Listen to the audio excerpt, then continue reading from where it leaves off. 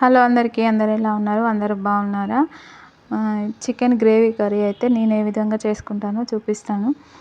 ఇప్పుడు చికెన్ తీసుకొని దాంట్లో కొద్దిగా కారము, పసుపు, ఆయిల్, అల్లం ఎల్లిగడ్డ పేస్ట్ వేసి కొంచెం ధనియాల పొడి కూడా వేసాను. ఇవన్నీ వేసుకొని బాగా కలిపి పక్కన పెట్టుకోవాలి. నేనైతే ఇలాగే పట్టించి పక్కన పెట్టుకుంటాను ఒక పావు గంట 20 నిమిషాలు. అలా అయితే ముక్కకి మంచిగా కారం, ఉప్పు పడుతుంది. ఇప్పుడు కడాయి పెట్టుకొని ఆయిల్ వేసుకొని లవంగాలు, పచ్చిమిర్చి, ఉల్లిపాయలు వేసి బాగా కలుపుకోవాలి.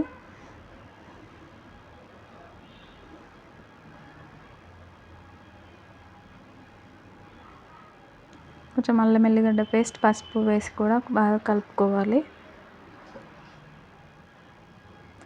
చికెన్ ఒక్కొక్కరు ఒక్కొక్క విధంగా వండుకుంటారు కదా, నేనైతే ఈ విధంగా చేసుకుంటాను.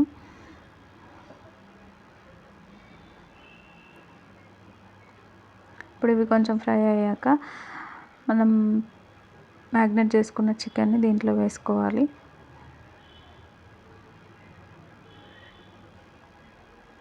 మనం పోపులో అల్లం వేస్తాం కదా, అల్లంని ఒక 2-3 మినిట్స్ అలాగే మంచిగా ఫ్రై చేస్తే టేస్ట్ బాగుంటుంది. మూత పెట్టుకొని ఒక 5 మినిట్స్ ఉడకనివ్వాలి.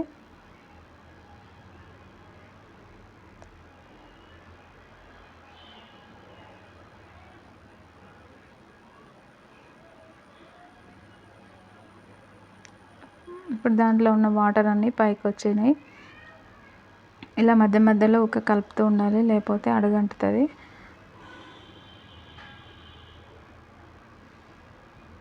చిక్కగా గ్రేవీ కావాలనుకుంటే ఇక్కడే ఉప్పు వేసి ఇంకా కొద్దిసేపు ఉంచేసి దించేసుకోవచ్చు.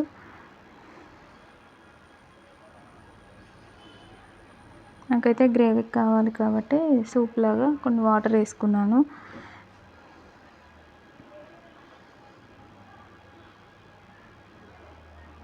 ఇప్పుడు ధనియాల పొడి కూడా వేసాను ఈ వాటర్ ఇలా అవుతున్నప్పుడు. ఈ వాటర్ ఇలా బుడగలు వచ్చేటప్పుడే ధనియాల పొడి వేస్తే సూప్ అనేది చిక్కగా వస్తుంది. ముందే వేస్తే చిక్కగా రాదు.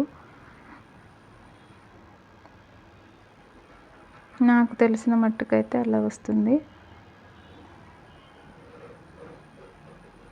ఇప్పుడు మూత పెట్టుకొని ఆయిల్ పైకి అయ్యేంత వరకు ఉడికించేసుకొని కొంచెం లాస్ట్లో లవంగాలు, ఇలాచి దంచి వేసాను.